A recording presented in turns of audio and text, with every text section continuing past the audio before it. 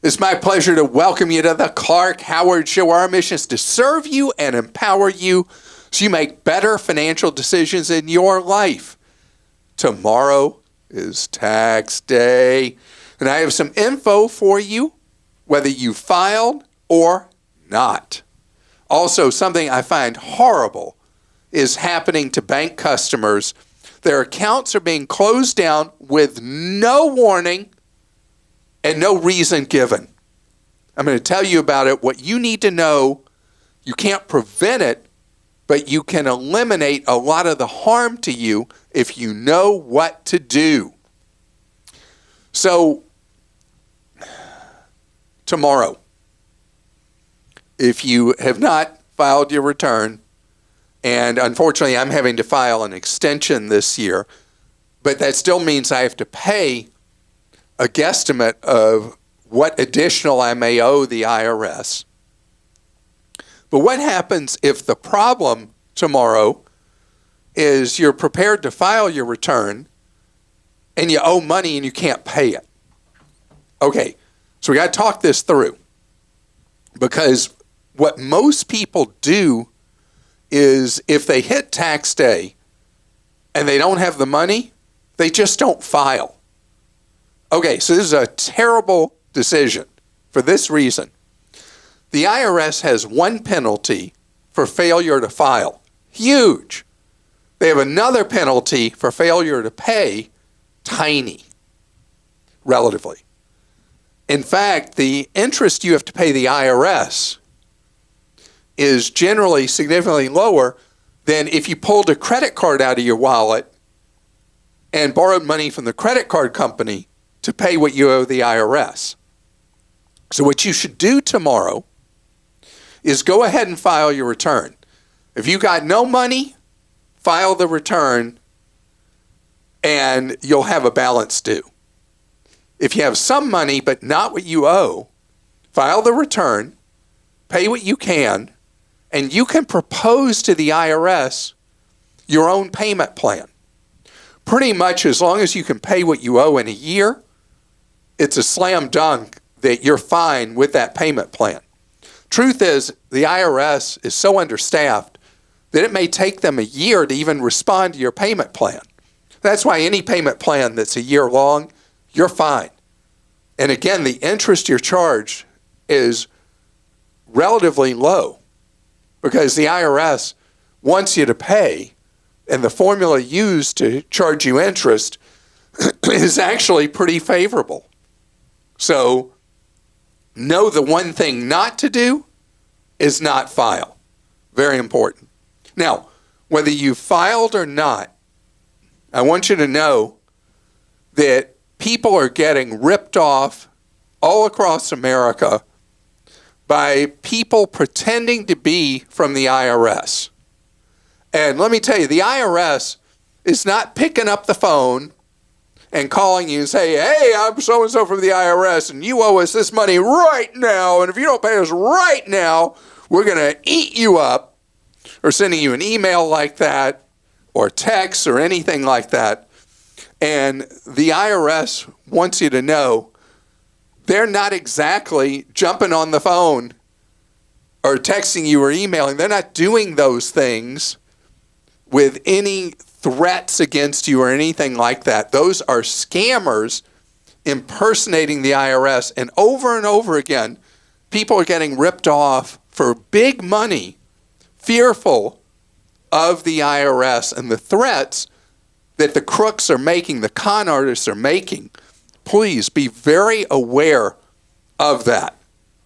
And Christa, you have an IRS question you want to start with, don't you? I do. This one is from Jeff in Texas. He says, I recently received a troubling letter from the IRS. It stated that in order to receive my 2022 tax refund, they had to verify my identity at ID.me.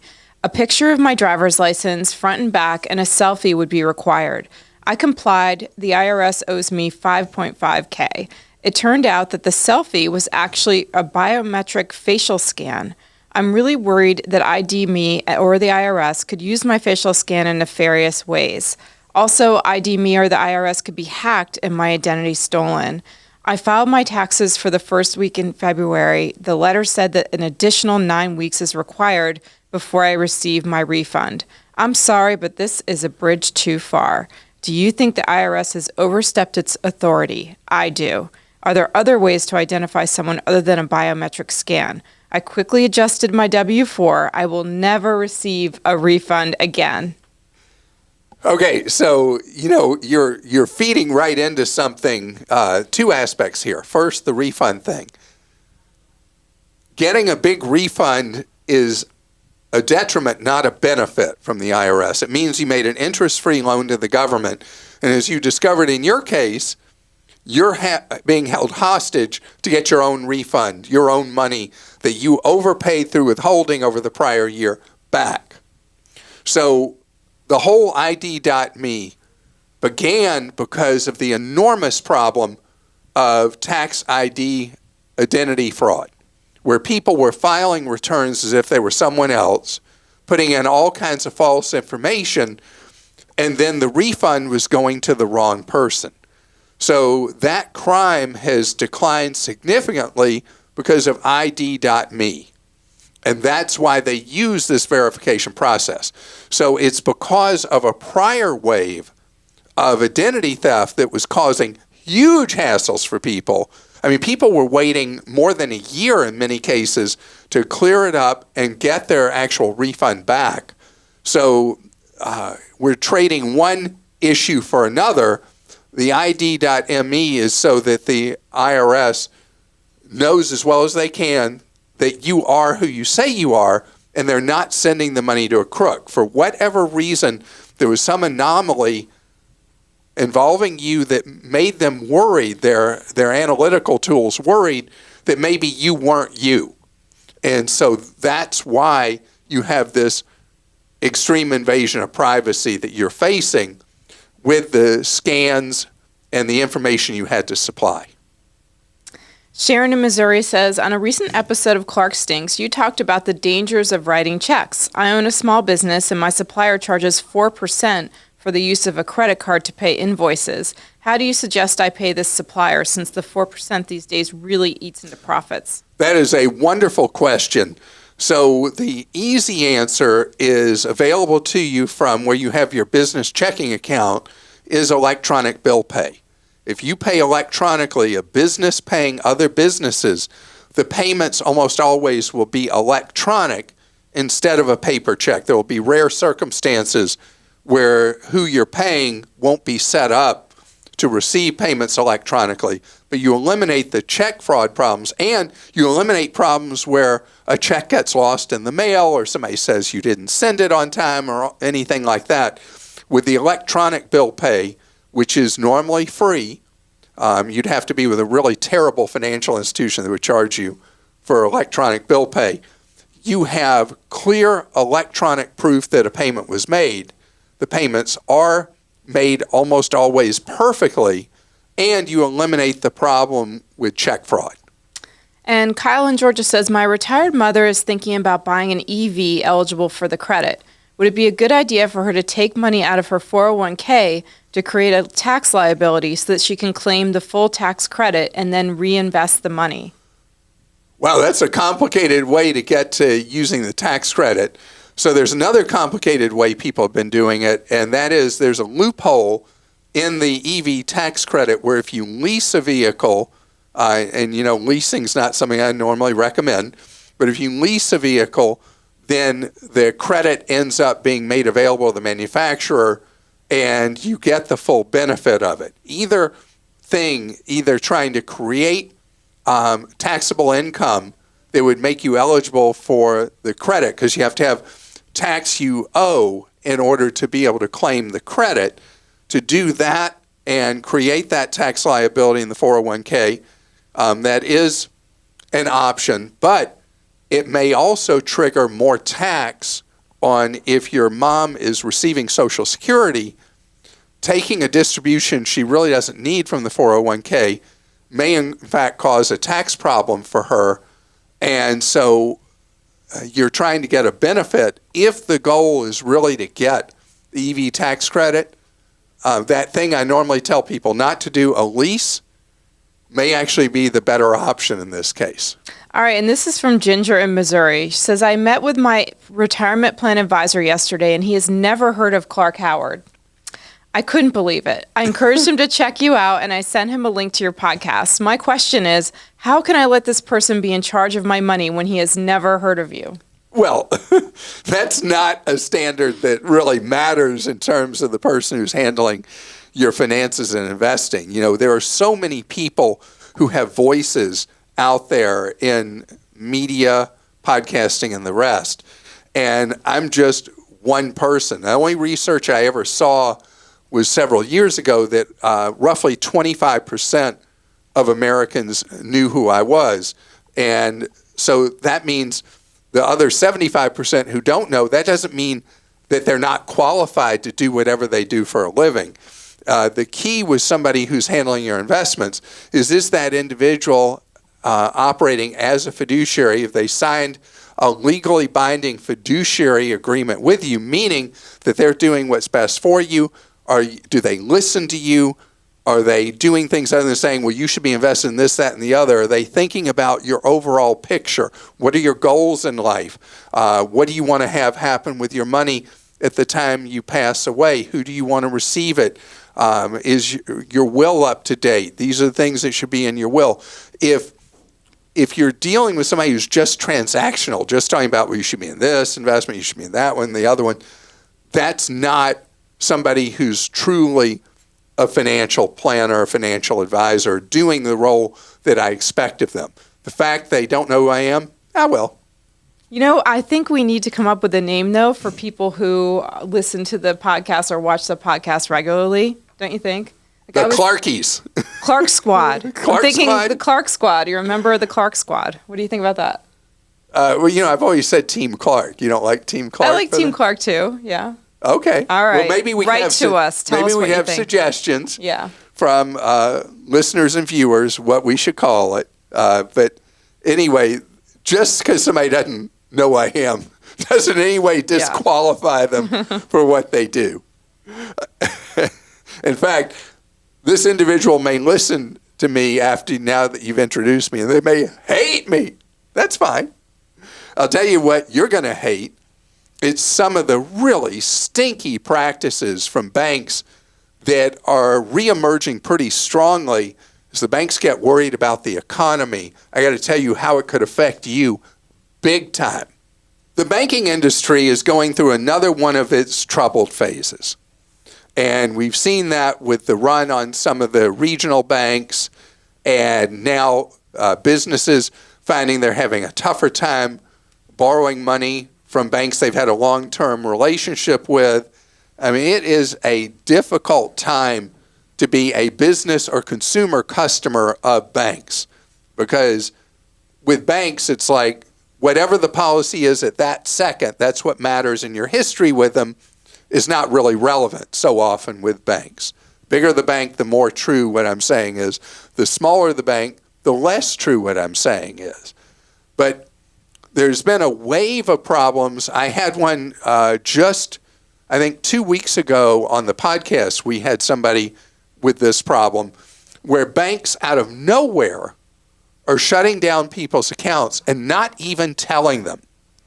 And there have been a number of stories in the financial press and general press about this, where the banks just almost as a routine practice now, as they got more worried about the economy, are just saying, yeah, we don't want that person as a customer anymore. They don't have to give you a reason, and they don't even tell you. When you find out, as people are discovering in embarrassing ways, is you'll be at a store and you'll present your card, and your card will be declined. And then you'll pull out another card that happens to be from that same financial institution. Guess what? It's declined too. And again, the banks are not telling people why they're shutting them down.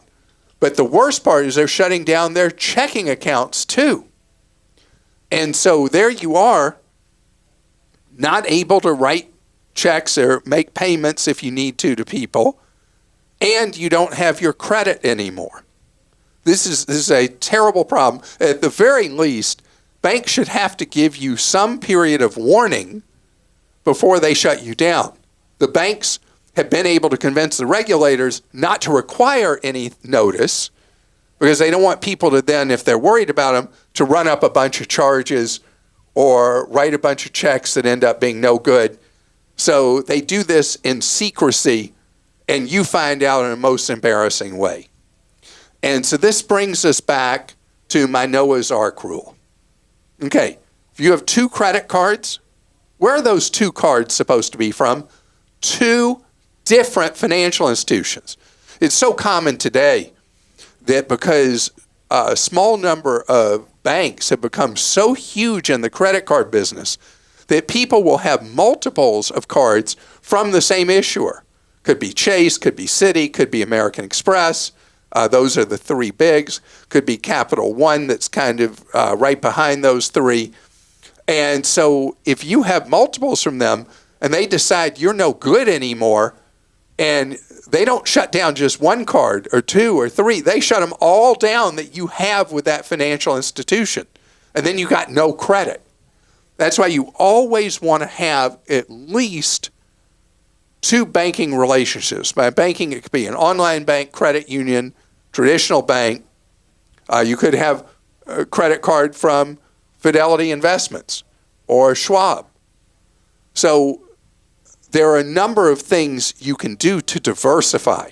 But here's another one that I've been a real advocate for, and that is that you have a junior financial relationship in addition to your regular.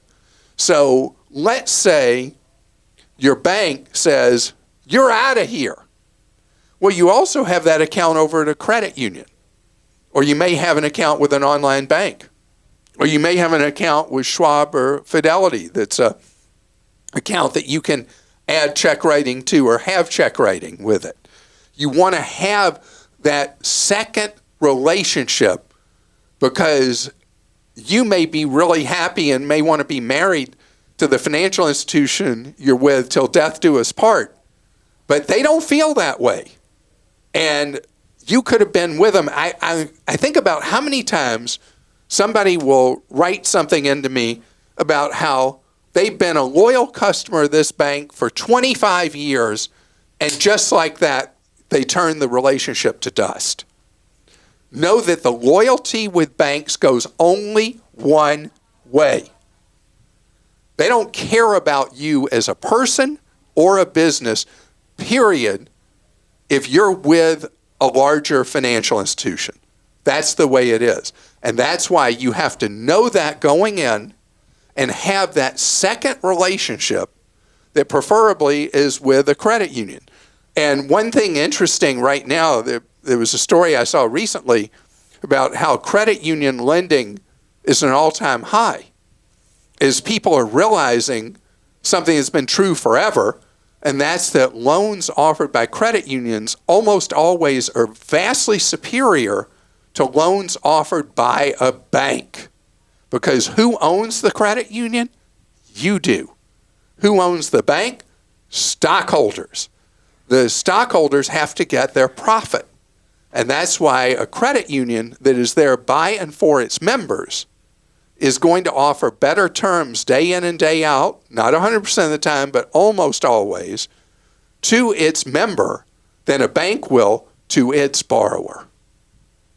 Okay, we'll go to questions. This is from Nicole in Connecticut. I used to listen to you while commuting to work and getting my children off to school. At the time, I was a single mom of 2 and finances were extremely difficult. Fast forward 20 plus years, in recent months, I discovered you were still doing your thing for the public, and I have been obsessed with your YouTube channel ever since. Hey. My question is Healthy Wage legitimate and worth the $75 for 3-month entrance fee?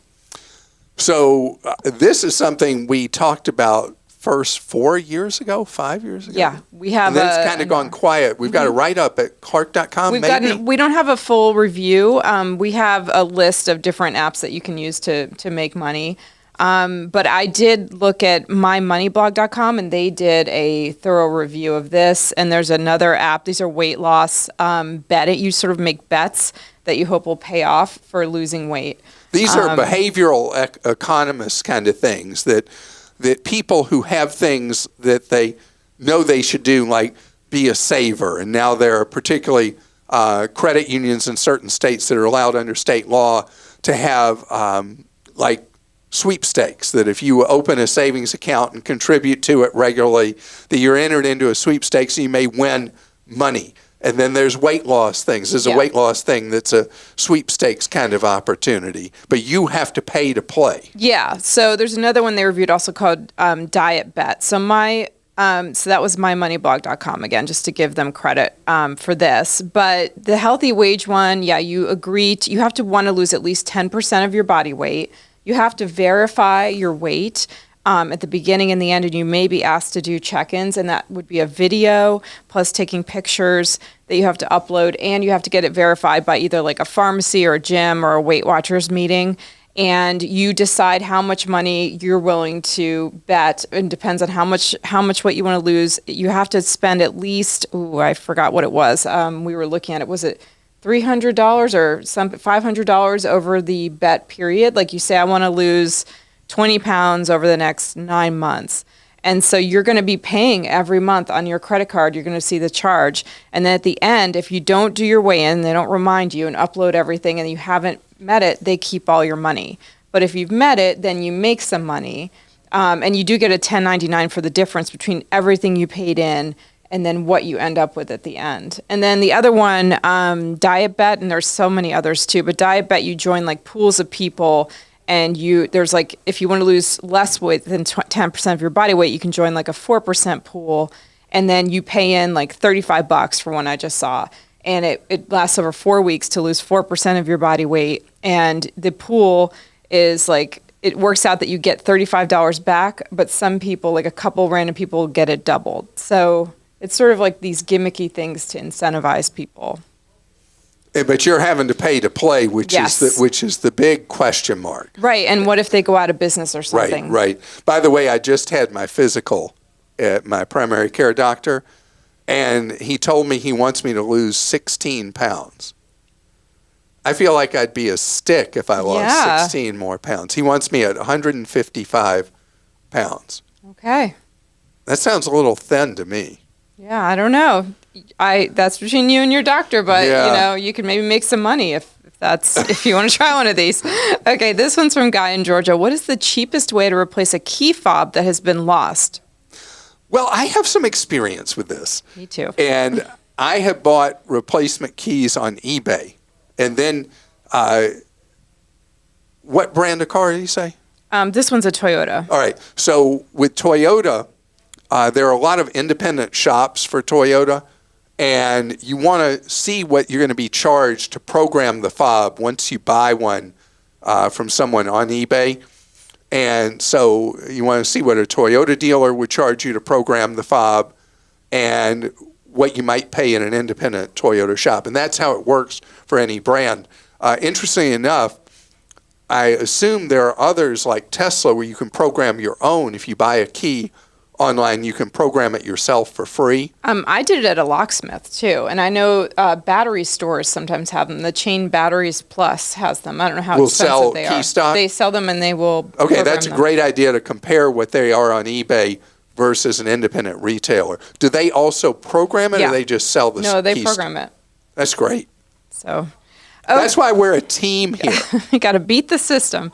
Okay, Mike in Florida says, Clark, there's a lot of talk about the FedNow service set to start in July. Should we be concerned that this will give the federal government too much control of how we move money or control over our finances? And we did have a couple people ask about this one. Yeah, Mike, there's been some misinformation about this. The funny thing is I was talking about this in other countries over the last several years, and how much more efficient it makes the moving of money. And gosh, we're on a bank theme today. The banks are in terror of this because it's a much more efficient and safer way to move money than the very obsolete system that the banks stubbornly hold on to. And they're very nervous about this being a Federal Reserve activity. Federal Reserve, a quasi-governmental institution, they would say they're not government. Anyway, this is a very proven method in other countries of just a very efficient, safe, and much lower cost way to move money from one business to another, a consumer to a business to a consumer. And it's something that is way overdue and kind of puzzling that we're so far behind the rest of the world. I know there could be potential hiccups with the implementation of FedNow, but it is a vastly superior system for the financial system to operate under, and it's just so weird that we trail so far behind not just other developed countries, but even a lot of lower income countries long ago adopted this modern way of moving money. So we'll see if we have any made in America mess ups with it, but I assume it's so well proven in other places that it will work absolutely A-OK. And I want to thank you so much for being with us today. Remember, we're here for you around the clock at Clark.com with information you can trust. And for more than 30 years, we've offered free one-on-one advice, guidance, and information from our Team Clark Consumer Action Center. It's available for you 30 hours each week, 6 hours each weekday. And you can see all the details at clark.com/CAC or call from 10 in the morning till 4 in the afternoon Eastern Time Zone, 636-49-CLARK. Have a great one.